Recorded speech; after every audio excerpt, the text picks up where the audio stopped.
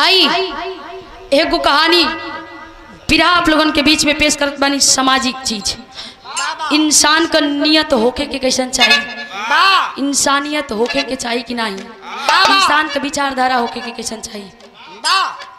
4 line भूमिका में कभी जवाब देते हैं।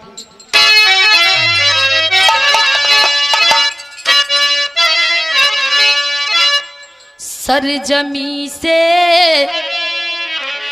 मोहब्बत, हर आदमी से मोहब्बत,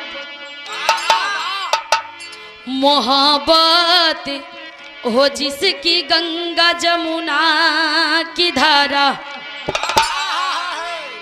मोहब्बत हो दिन कल हिमांशु के जैसे,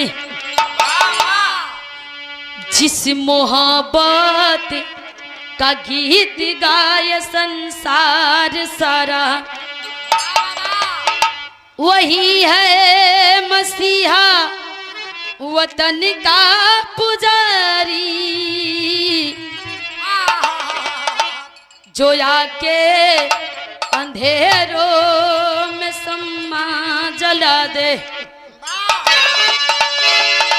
वैसे नायक का स्वागत करे कातिब जोखन, जो बागवा बन के उजड़े चमन को सजा दे।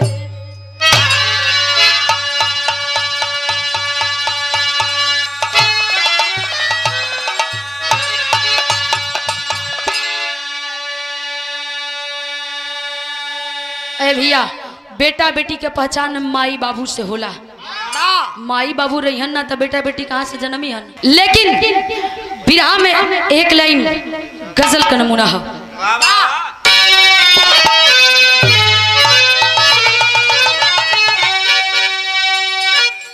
खूबसूरत खूबसूरत अदाओं का आशिक हूँ मैं, खूबसूरत अदाओं का आशिक हूँ मैं। कितनी बिखरी हुई है तुम्हारी नजर, खूबसूरत अदाओं का आशिक हूँ मैं।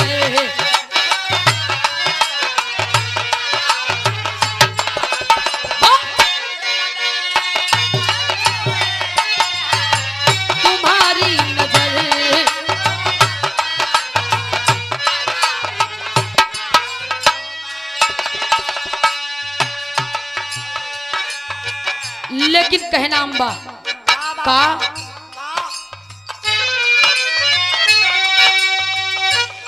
जिसके दिल में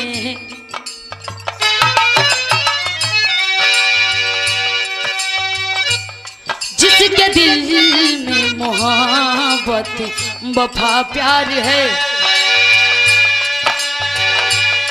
जिसके दिल में मोहब्बत वफा प्यार है, वो है सब कुछ लुटाता चमन के लिए। जिसके दिल में मोहब्बत,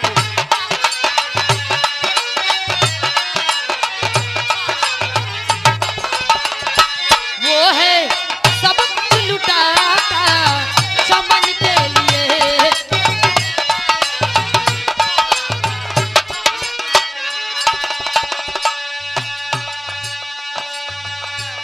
छोड़ जाता यहाँ अपने,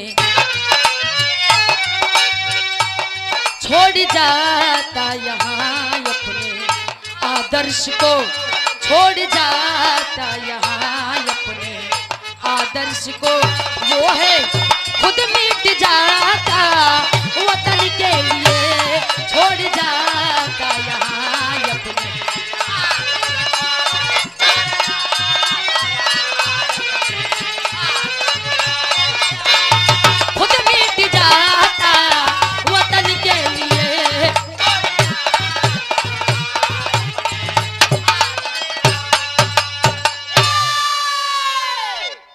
लेकिन विरह में कड़ी के अंदर कहना हो।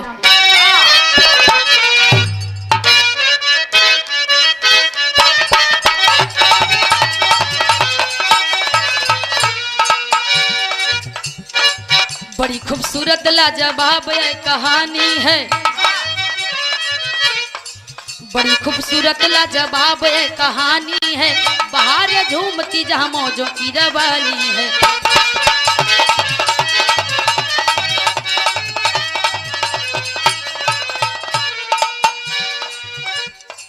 उतरकर चांदनी चिलमन में मुस्कुराती है, उतरकर चांदनी चिलमन में मुस्कुराती है, छठ सुषमा की जन्नत भी देख जाती है।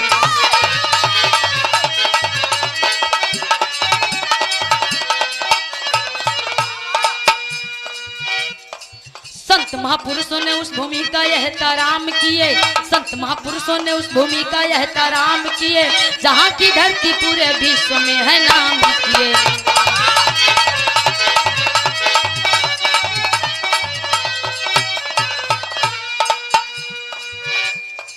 अशोक बुद्ध ने उस स्थल से है प्यार किए, अशोक बुद्ध ने उस स्थल से है प्यार किए, अमन और शांति की सारी दुनिया में संचार किए।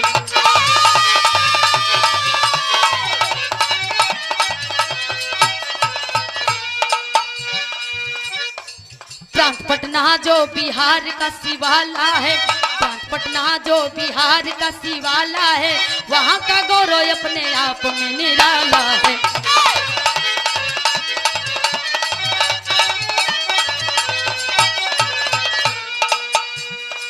वही का अद्भुत अनमोल दास्तान सुनो, वही का अद्भुत अनमोल दास्तान सुनो, कलम कातिब की करती है क्या बयान सुनो।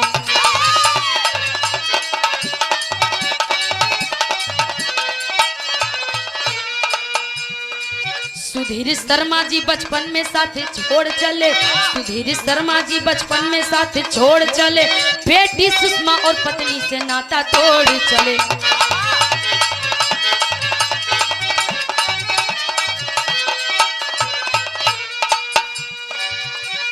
सुधीर शर्मा कारगिल युद्ध में शहीद हुए, सुधीर शर्मा कारगिल युद्ध में शहीद हुए, जीत कर जंग जंगी मौत के मुरीद हुए।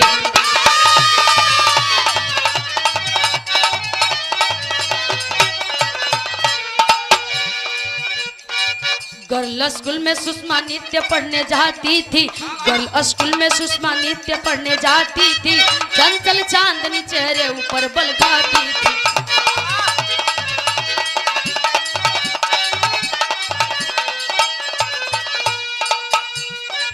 किया अपहरण उस सुषमा के गुनहगारों ने, किया अपहरण उस सुषमा के गुनहगारों ने, दाग दामन में लगा दिया है गद्दारों ने।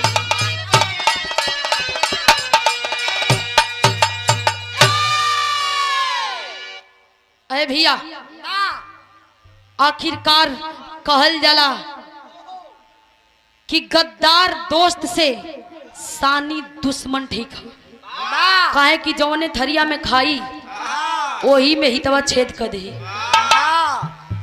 बराबर जरा दिले के घुमेला सन। गौर करेंगे प्रांत पटना जो बिहार का राजधानी है, राजधानी पटना में सुधीर शर्मा नाम का एक व्यक्ति थे जो कि कारगिल युद्ध में शहीद हो गए। बाबूजी कारगिल युद्ध में शहीद हो गए, जिनकर तन से एगो बिटिया जकर नाम बताओल गई सुषमा और पत्नी सुशीला। सुशीला पति के शहीद भइला के बाद विधवा हो गई। जमाना के लोग ताना मारे लगल, ताना मारे लगल कि अरे तो कुलक्षणी बा, कलंकिनी बा, अपने पति के खा गईलस। ए से बढ़ करके एकर बेटी हुई, बेटियों के लेके ताना मारत हुआ लोगन। ए भैया कहे कि जैसन माई हुई वैसने धिया हुई, लेकिन ई जरूरी ना होला कि जैसन माई बाबू हो गए वैसने बेटा बेटी भी हुई। अरे भैया लेकिन गौर करेंगे आखिरकार सुषमा धीरे धीरे धीरे 16 साल जब पार कैली, मैट्रिक एग्जाम पास करके इंटर कॉलेज में जब नाम लिखाई, समय बीता था। हर रोज कॉलेज में पढ़े जाए लगली, पढ़े जाए लगली, हर रोज पढ़े जा आवे पढ़े जा और अबई। कुछ दिन बीतल, दुश्मन घात लगा ले हलन, ज्यादा दूर कना अगलिए बगलिया का हलन की एकर आगे नाथ ने पीछे पगा बा के एकर बिटिया के उठाए ले जाई। आखिरकार ई का कर ले अरे भैया सुषमा एक दिन कॉलेज से पढ़ करके अकेले आ रही है। अकेलापन का फायदा उठा करके उसको किडनैप कर लिया। किडनैप कर लिया, 2-4 साथियों ने मिल करके, दरिंदों ने मिल करके किडनैप कर लिया बाबूजी। लेकिन कैलन का बिरहा में गीत लगत हो।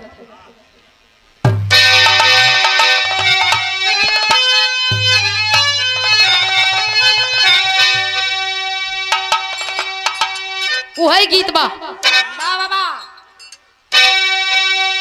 कोनो आशिक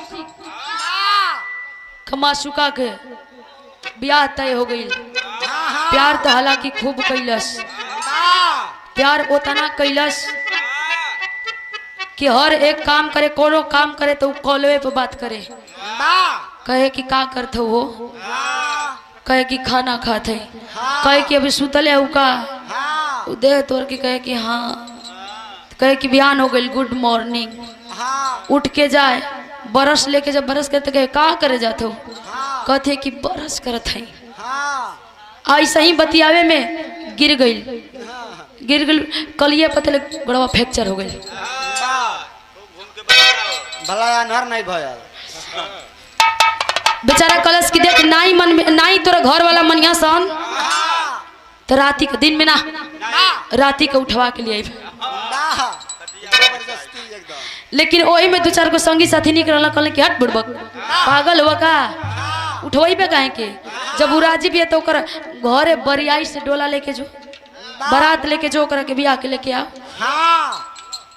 लेकिन उ लड़की की शादी कहीं और तय हो गई, और शादी जब तय हो गई तो आशिक कहे का,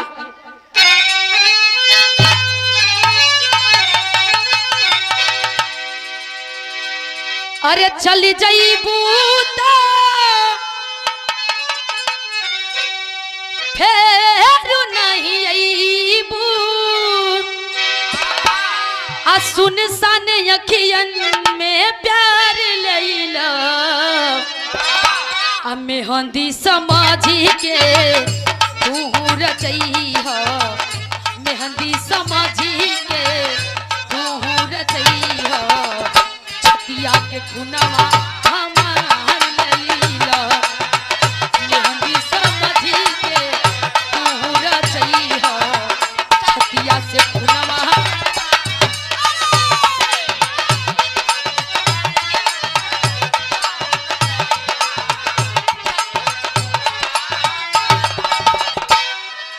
लेकिन भाव हो जब सुषमा के अपहरण कैल हलन, अपहरण कई के लेके गईलन कुछ दूर, धीरे धीरे समय बीत गल, दिन ढल गई, माई व्याकुल हो के खोजे लगल दुआरी दुआरी गली गली जाके पूछते है कि ए साहब, हे भैया, ए बहनी, हमारी बिटिया के दिखला, हमारी बिटिया के दिखला। लोग कहें कि नहीं, वही में कुछ लोग कहें कि अरे तू जैसन बाड़ी वैसन ही तोर बेटी वो न हुई, कहीं मुँह काला करे चल गई हुई। ए भैया ताना मारत हुआ लोग, लेकिन माई के विश्वास कहते है कि ना हमारी बिटिया ऐसा नहीं कर सकेले, ओके परवरिश में कोनो कमी ना रखले हैं, परवरिश ओके अच्छा दिले हैं। ए भैया आखिरकार कहे के बका,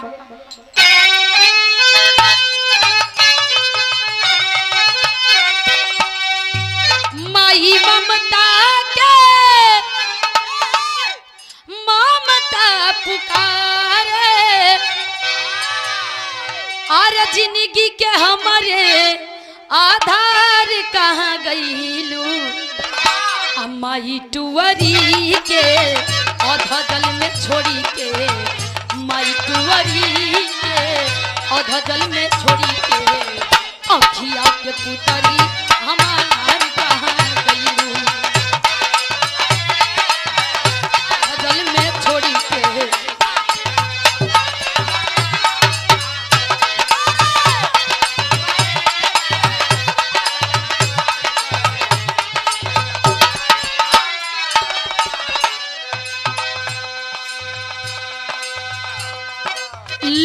ए भैया माई सोचा थी कहती कि अरे पगली बुढ़ापा का तू ही सहारा लिया तोरा के देख के जिंदगी बितावत रही है ऐसा मत दिए कि जमाना के लोग हमके ताना मारे माई रो रो कहे का यही जीवन में पति लूट गईले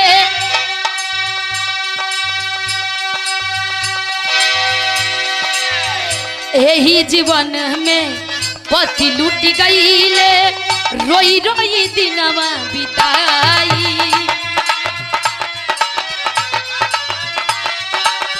रोई रोई दिनवा बिताई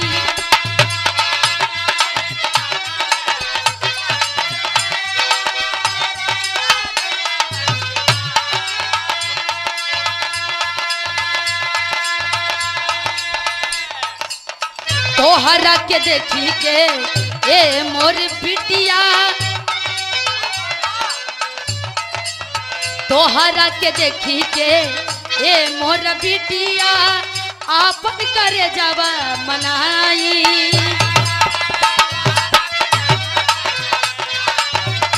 क्या बात बहुत अच्छे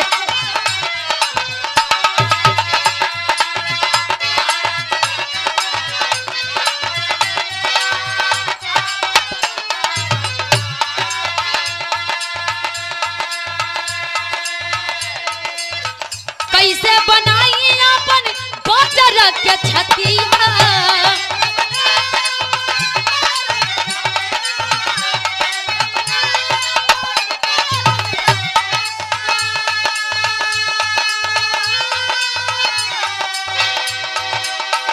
कैसे बनाई अपन बाजार के छतिया बगिया के हमर बाहर कहाँ गईलू माई टुअरी के आधा जल में छोड़ी के माई टुअरी के आधा जल में छोड़ी के अखिया के पुतरी हमार कहाँ गईलू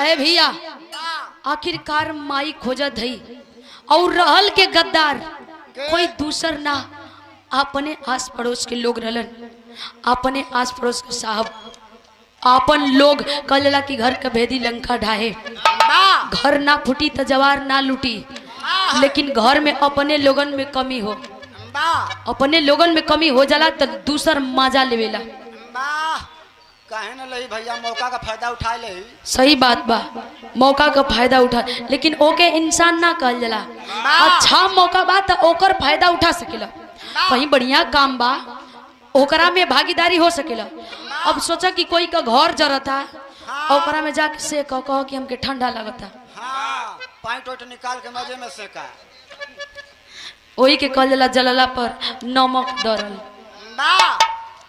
लेकिन ए भैया गौर करें आखिरकार माई खोजत है कि बिटिया हमार बिटिया कहाँ गईलू ए बूढ़ मतारी के छोड़ के कहाँ चल गईलू दुनिया के लोग हमके ताना मारत हुआ तरह तरह के लोग बोलत हुआ बर्दाश्त करत हैं ए बेटी अभी भी समय हन लौट के आजा रात हो गई माई घरवे में अपने आप के कोस कोस के रोवत हिया माई अपने आप के कोस कोस के रोवत हिया लेकिन एजा गीत बदलत का लेकिन गीत से बढ़िया भाव है का अरे गद्दार पापी का दिल बन के दुश्मनवा रे बन के दुश्मनवा तो धनवा करनवा जालिम धनवा करनवा जालिम पहिले अपहरणवा होय है धनवा करनवा जालिम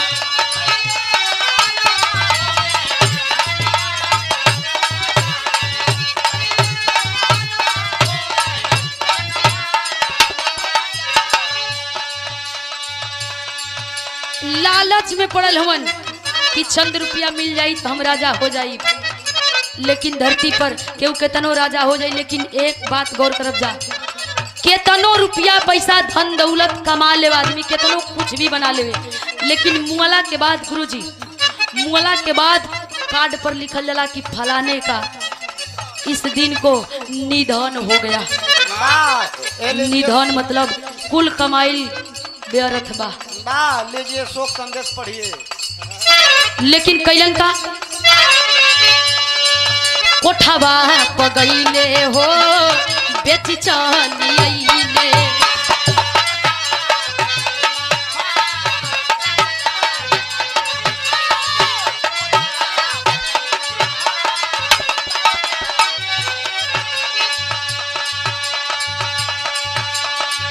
एक लाख रुपया लेके पापी बन गई।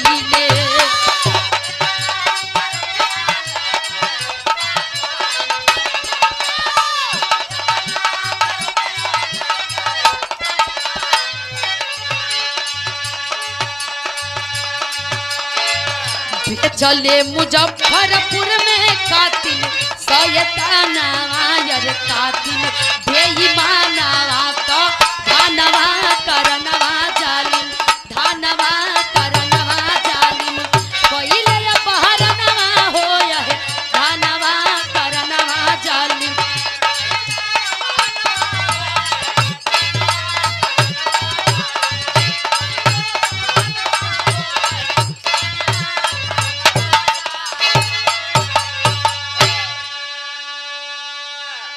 लेकिन ऐ भैया गौर करेंगे, मुजफ्फरपुर कोठे पर ले जाकर के बेच दिया जालिम बेईमान, चंद रुपयों के खातिर के बेच दलन, बेच के चलेलन। आ जब बेच के चलेलन तो सुषमा के होश भइल, देखलस तो लगल अपने आप के कोसे कहे कि ये हम कौनी दुनिया में आ गई। कोठे की मालकिन फटकार लगा रही है, ऐ लड़की क्या ढूंढ रही हो, भूल जाओ उस दुनिया को, अब यही इसी दुनिया में तुमको रहना है। इसी कोठा में आने के लिए यहाँ दरवाजा खुला रहता है, जाने के लिए कतई नहीं, जाने के लिए दरवाजा हमेशा बंद रहता है। अब इसी को अपना घर बार समझ लो। अरे भैया सुषमा रोवत है, एक बात कहे का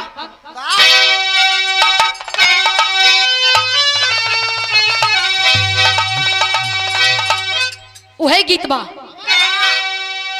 अरे अंग अंग टूटे मोरा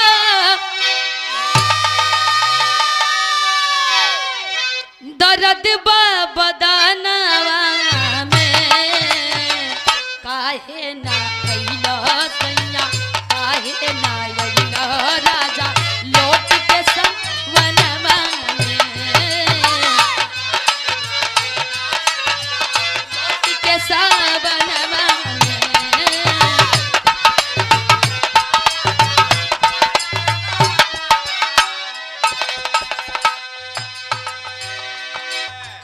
लेकिन ऐ भैया सुषमा रो करके एक बात कहती है, क्या?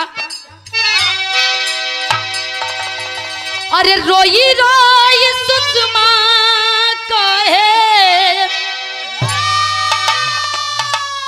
अरे रोई रोई सुषमा कहे आंसू भर नयनवा में, माई से मिला दे बाबू, माई से मिला दे भैया हम के आंगनवा में, माई से मिला दे बाबू।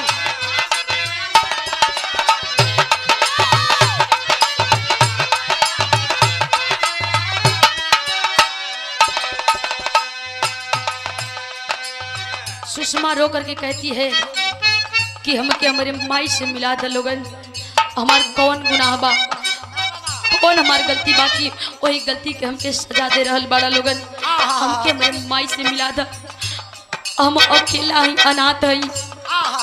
लेकिन कहती है क्या,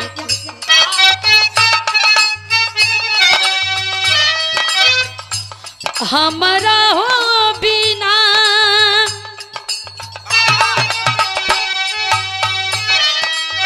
हमारा हो बिना नहीं जी हमर माई,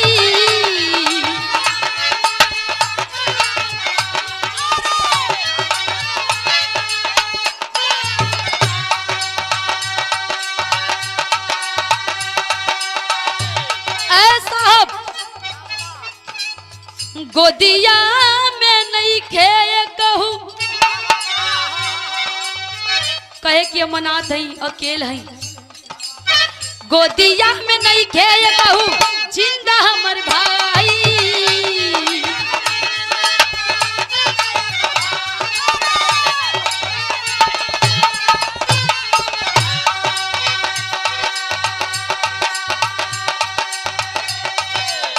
बाबू मर शहीद भइले बाबू मर शहीद भइले रण मैदानवा में माई से मिला गए भैया माई से मिला गए बाबू हमके आंगनवा में माई से मिला गए भैया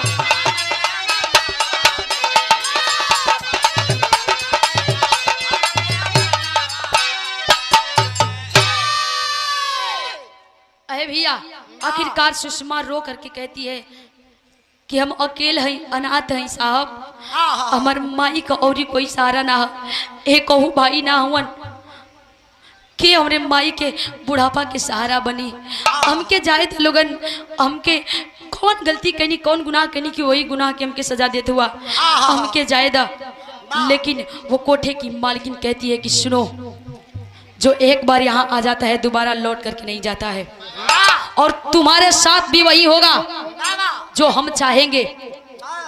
ऐ भैया एक दिन दो दिन रोवत है खाना ना खाते लगल कोड़ा पर कोड़ा बरसावे कलश की ना जब तक से हमार बात मनबी तब तक से तुरंत पीट के खाल उखाड़ दे। मजबूर हो गई सुषमा मजबूर हो गई भैल का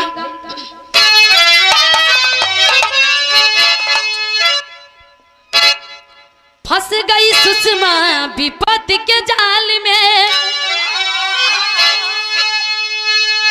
बिल्कुल हुई लाचार कोठे ऊपर मंजू बाई देने लगी है प्यार हो गई सुषमा हुस्न के मलिका कली हुई कचनार मच गई शोहरत शहर के अंदर ऐसी बनी फनकार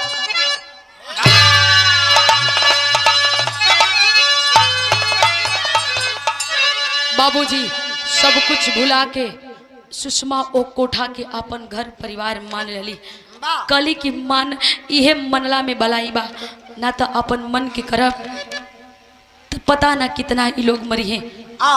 ऐ भैया हर रोज शोषण होके टॉर्चर होके सुषमा पे आखिरकार सुषमा मान जाती है मान करके उस कोठे को अपना दुनिया और सजाने लगती है उस कोठे पे अपना दुनिया सजाने लगती है।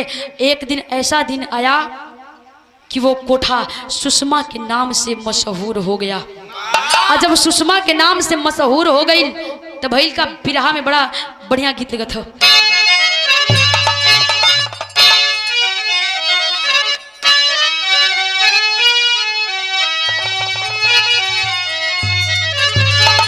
हमारे माई बहन लोगन गावेली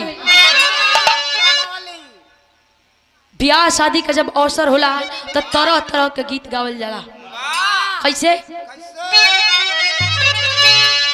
अरे अरे सगुनी अरे सगुनी सगुना वाले रे जा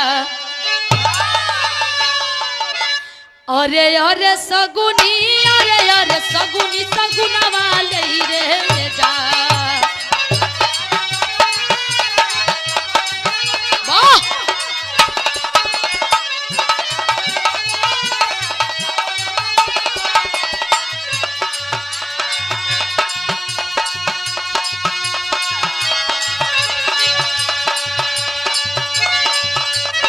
अरे सगुनी अरे सगुनी सगुना वाले रे गाय अरे तोहरे सगुना ये सगुन हो खेला बीला अरे तोहरे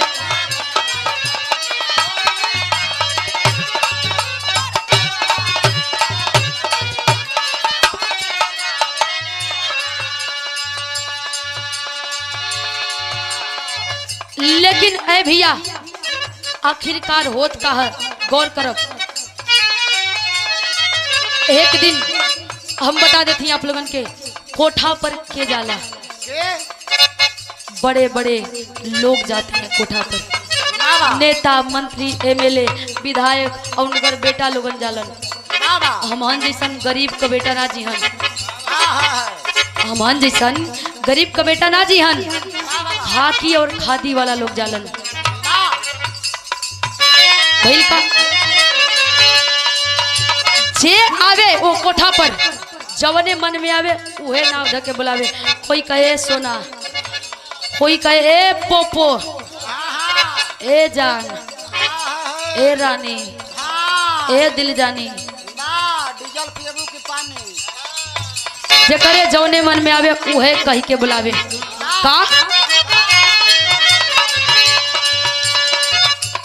अरे अरे सुगिया, अरे अरे सुगिया तू पाड़ुआ नमो।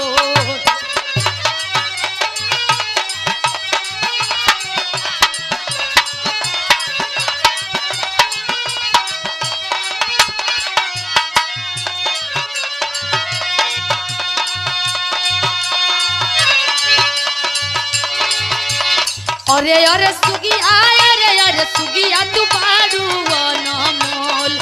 अरे तोहरी जवनिया के सगरो बाजल बाटे ढोल। अरे तोहरी जवनिया के सगरो।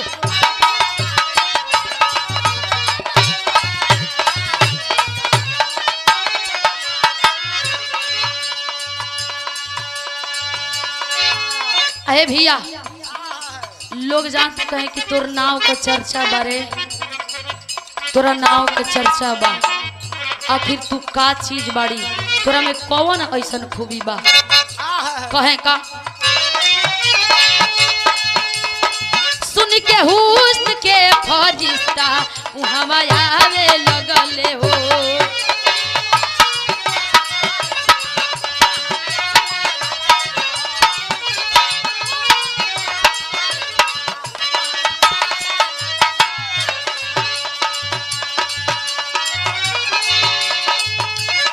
लाखों लाख रुपया कोठा पर उड़ावे लगले हो।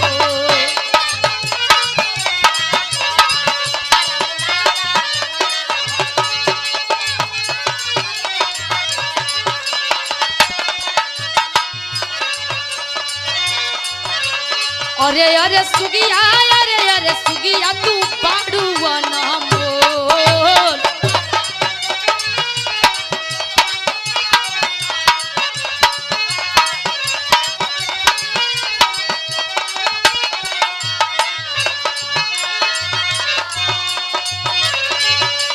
अरे अरे सुगिया, अरे सुगिया तू बाड़ुआ नमोल। अरे तोहरी जवनिया के सगर बाजल बाटे ढोल। अरे तोहरी जवनिया के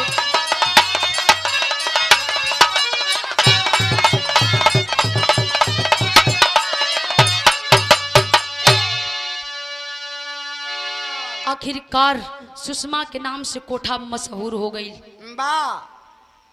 कोठा पर एक से एक बढ़िया बढ़िया विचारधारा के लोग जाए लगलन। जा और अपन हवस के मिटा के आवे। एक लन कवि जी एजा लिखत ही का नेता अभिनेता अभियंता बिके हैं, नेता अभिनेता अभियंता बिके हैं। बिके हुस्न पे आज दौलत के राही, धर्म बिक गया है कर्म बिक गया है। बिकी है मानवता बिके हैं सिपाही।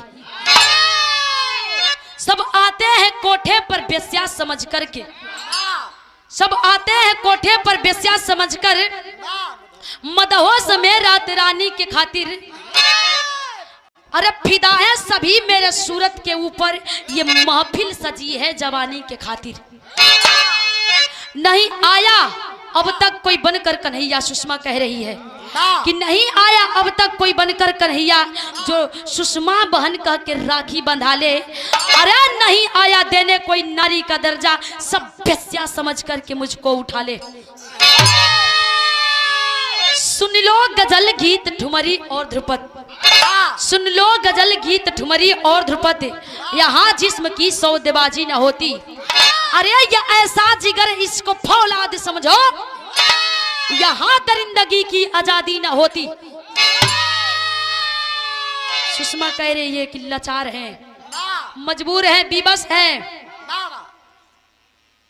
वरना हमारे साथ कोई कुछ कर नहीं सकता। लेकिन एगो कहावत है, गंगूबाई फिल्म में आप लोगों ने देख ले, सुन ले खब, रील्स भी उतने बनल एकदम ट्रेंडिंग में, कोई ए बात से वंचित नहीं बा। एगो कहावत है कि अरे साहब आपकी इज्जत एक बार गई तो गई, आपकी इज्जत एक बार गई तो गई, लेकिन हमारी इज्जत हम हर रोज बेचते हैं, लेकिन साली खत्मीच नहीं होती। हमारे पास इतना इज्जत है कि हम हर रोज बेचते हैं, लेकिन खत्म नहीं होती। सबका अपना अपना बिजनेस है, कोई कैसे भी पैसा कमा रहा है, तो हमारा देह व्यापार है। हम भी मजबूर हैं, लाचार हैं, लेकिन आखिरकार भैल का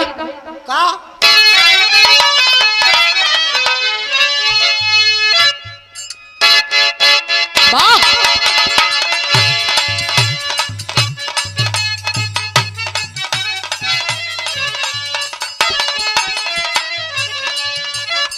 कोनो मेहरारू के मर्द परदेश में बा, मेहरारू बड़ा कष्ट में बिया, दुख में बितावतिया, कहे का कहे,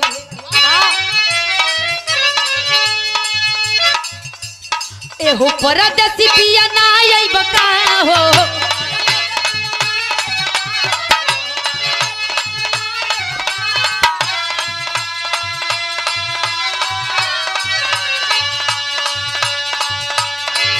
अरे एहो परदेसी पिया ना आई बका हो, चढ़ली जवानी छछा ना जाई बका हो,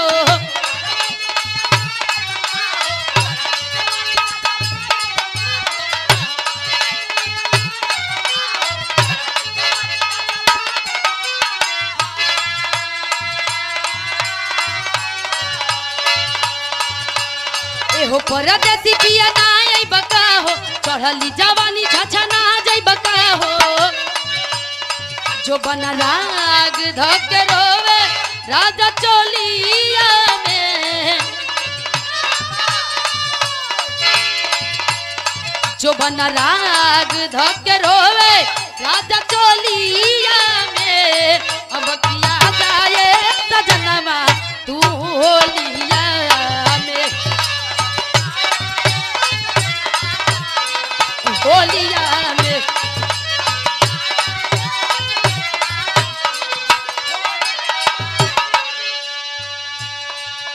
लेकिन वो कोठवा पर एक दिन पहुंचल के सिपाही लेफ्टिनेंट का फौजी पहुंच के जाके एक टक नजर गड़ा के देखा था। सुषमा बाहर आई, बोली क्या बात है? बोला कि हमको यहाँ एक चीज पसंद आ गई है। कलश की का? कलश की तू कलश की होश होश में बाड़ा, एजा प्यार मोहब्बत ना होला, सीधे काम होला, एजा सीधा जौन करे आई देवा ओके कह के आ दरवाजा खुला निकल जा। कलश की हमके वैसन मत समझा। कलश के अरे तोहरा नियन ढेर जना आई ना, ढेर जना गई ना, ढेर अपने आप के दूध का धोवल मत बना। हम जानत है तू एजा करे का आई हुआ। कहे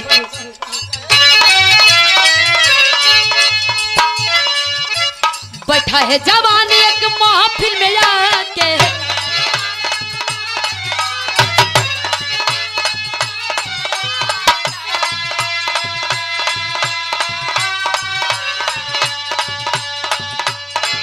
अरे देख रहा दृश्य अपन जजबा लगा के,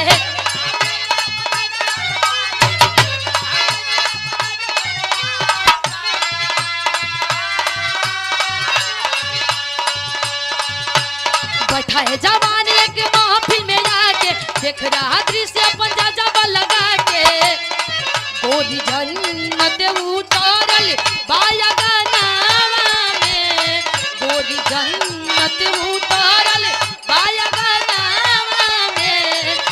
आज दास गईलू हमारे परानवा में।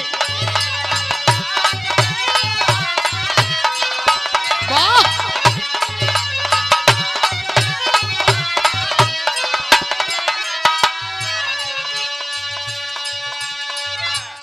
आखिरकार सिपाही कह रहा है कि हमके तू पसंद बड़ो, पसंद आ गईलू।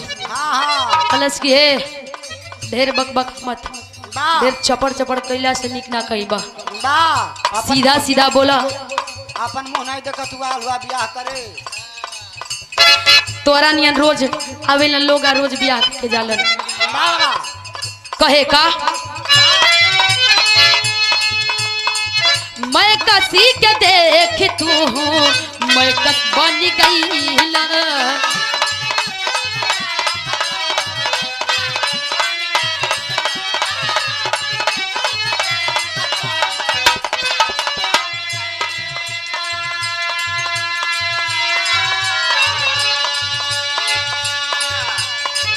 यही मधुशाला के जाम पिए गईला।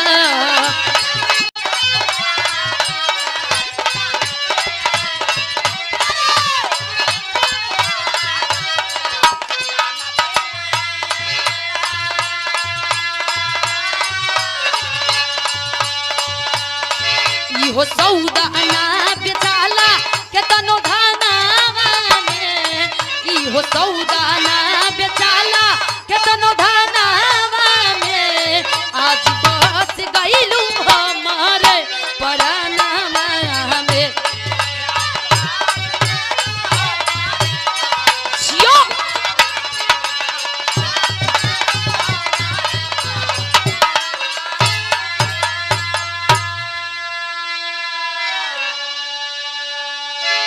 अरे भैया आखिरकार सुषमा कहती है कि देख के ढेर पगला मत। हम जानत हई तोहर जवन काम है वो कह के आ जल्दी निकल जा। काहे कि और भी हमरा के काम पूरा करे के बा। बहुत ग्राहक हूँ। लेकिन ए भैया आखिरकार वो सिपाही कहता है क्या क्या? सुनो मेरा भारत धर्म का है मंदिर, सुनो मेरा भारत धर्म का है मंदिर।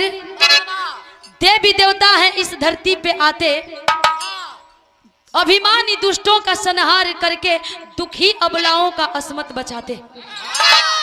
कलश की सुना हम ओमा का ना ही हमके जमा के समझत हो। हम एगो सच्चा सिपाही हैं और इस सिपाही का जबान बा कह देनी कि तुहार मांग भर के एजा से ले जाइब तो मांग भर के ले जाइब। एकरा खातिर हमरा के चाहे केतनो बॉर्डर पार करे के पड़े। कलश की ढेर आशिक मत बना न तो तुहार आशिक गिरी जौन बा तुरंते निकल जाई, बिका जाए के परी। अरे भैया आखिरकार होत का बिरहा में टेरी लगत है।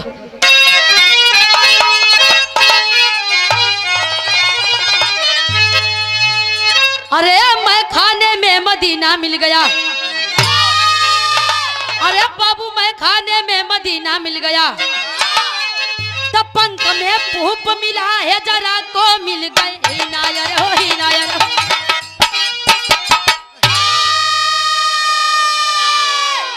मैं खाने में मदीना मिल गया।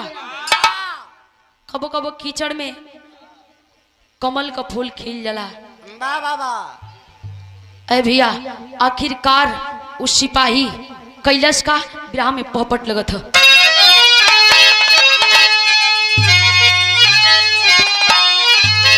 और लेफ्टिनेंट के फौजी बिरजावा नामा वही महफिल में। और लेफ्टिनेंट के फौजी बिरजावा नामा वही महफिल में। अरे मांग भरे के कई दिहल लनावा वही महफिल में।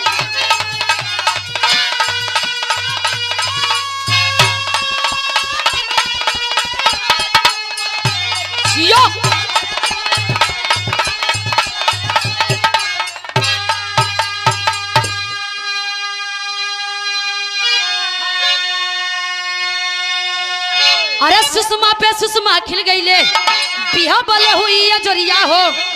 थिरक उठी कोठे की मल्लिका, अरे बनबई आज बहुरिया हो।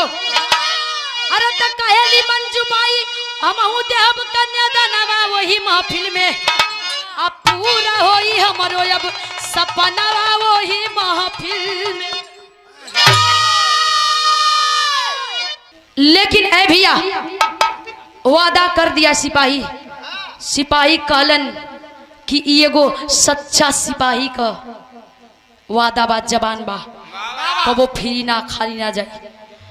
कलश की ढेर ढेर तो हर बकवास हम सुन लनी कबे से, जल्दी से एजा से निकल जा। तब तक से मंजूबाई कहती है कि अरे बेटी उसको भगाओ मत, वो सच्चा सिपाही है। और मैं भी जीवन में बहुत पैसा कमाई, बहुत पापी हूं मैं, अब इस पाप से मुक्ति चाहती हूँ। हमके ए पाप से उबरे के बाए बेटी, अब हमहू चाहता नहीं कि तुहार कन्यादान अपने हाथ से कह दही। ऐ भैया आखिरकार भैल का विराह में आला लगत है।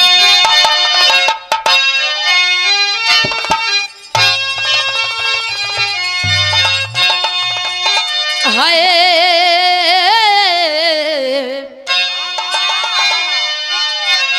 दृढ़ संकल्प के विकल्प है होला बाबू,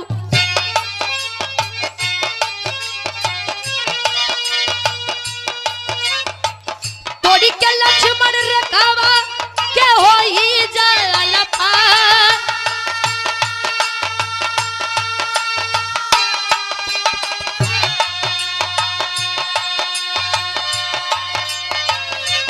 कहो करा मामा के नेक फल होला भैया,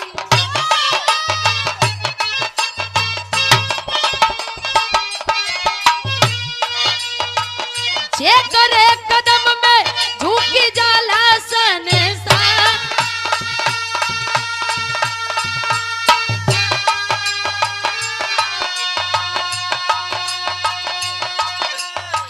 सोचले बहादुर बिरसू बासमानवा में भैया,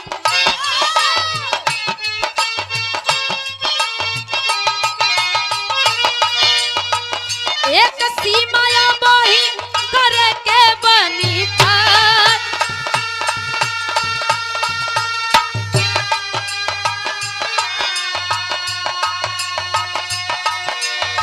हाँ लेफ्टिनेंट संदीप सिंह के ललनवा भैया,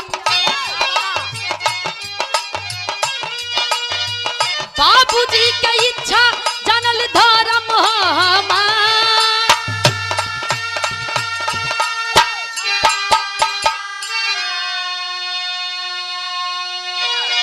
अरे भैया सिपाही आखिरकार कलंकितों के जबान दे दिले हैं, लेकिन पीछे ना मुड़ब। ई एगो फौजी के वादा बा, रुक अब एक सीमा अब ही पार करे के बानी। कलश की ऊ कौन सीमा? अरे भैया लेफ्टिनेंट के फौजी सुभाष कलन की सुना, हमार बाबू फौजी रहलन, आय अपन बाबू से राय लेके आवत है। कलश की जब इतना कुछ कई लहला तो ओहू खातिर के छुट्टी देते हैं। जा जा जा पूछ के आवा उनकर का मन बा। देखा तानी कि तुहार बाबू में इतना क्षमता बा कि हमके अपना लेलन, हमके अपन बहू बना लेलन।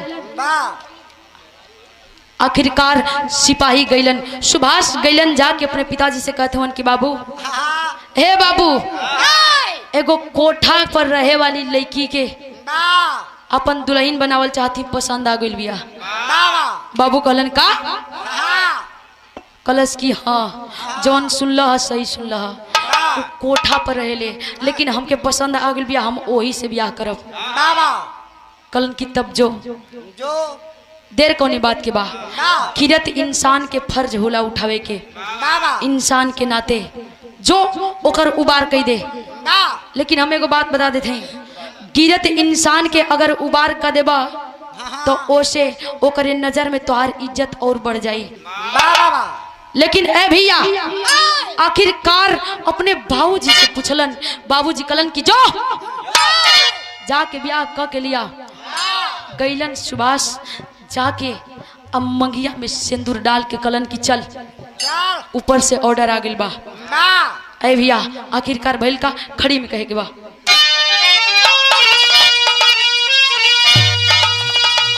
आ रहा बलाया भागिन के आ रहा बलाया भागिन के मंगिया सजाई के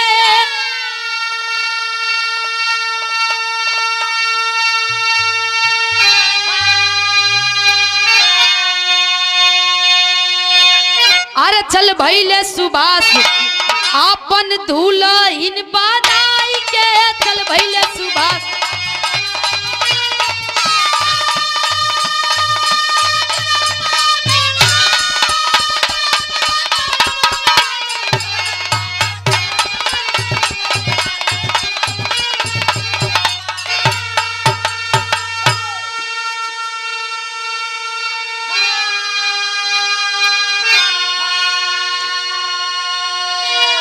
अरे धर्म के माता बन के मंजू दिहली कन्या दनवा अरे जाए बेटी ससुर अब तो हो जाई भूसा पनवा धर्म के माई बन के कहली मंजू की जाए दे ऊ माई तो छूट गई लेकिन इ पापिन तोरा से बस एगो हक मांगतिया धर्म के मतारी मान ले हम कन्यादान कर देते हैं कलश की जब इतना सुधर गईलू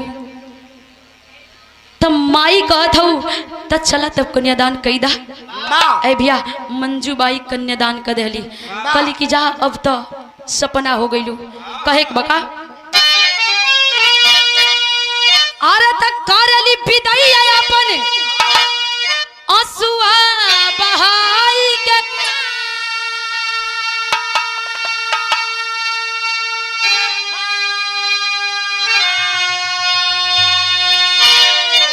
अरे चल भैले सुभाष आपन दुल्हन बनाई के चल भैले सुभाष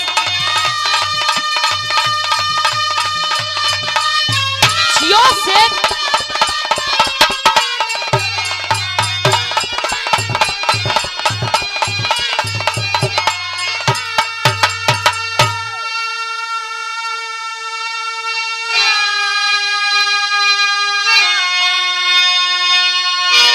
भैया पहनाम बका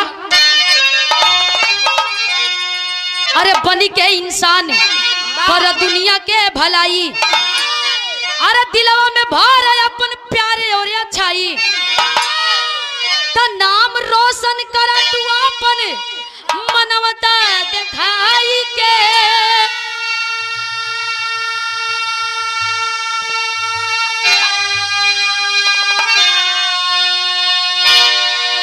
अरे चल भैले सुभाष आपन दुल्हन बनाई के चल भैले सुभाष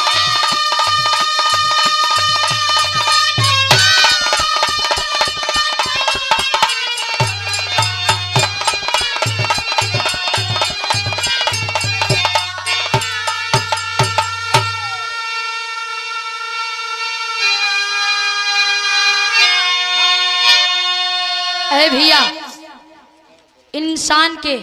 इंसान बन के आइल ई दुनिया ई धरती पर इंसान के उपाधि सबसे ऊंचा देहल गेल इंसान के दर्जा सबसे ऊंचा इंसान बन के ई दुनिया में आइल तो कौनो देखी कौनो जाति धर्म मजहब आपस में बैर ना सिखावेला आपस में मिल के रहे के सिखावेला यही से हम कहला कि इंसान बन के आइल हुआ तो इंसान के भलाई कर इंसान का धर्म निभाओ इंसानियत से बढ़ के कोनो धर्म ना है इस दुनिया में आखिरी बंद में कहे बका अरे पत्तू छे बर सुखनंदन सिंह मना के गईले मंगल काशी बुल्लू रंजीत रबीना बिरहा के जीते दंगल अरे मैं खाने में मदीना मिल गया है बाबू मैं खाने में मदीना मिल गया रबीना गीता जो कना एक साहिल एक सफीना मैं खाने में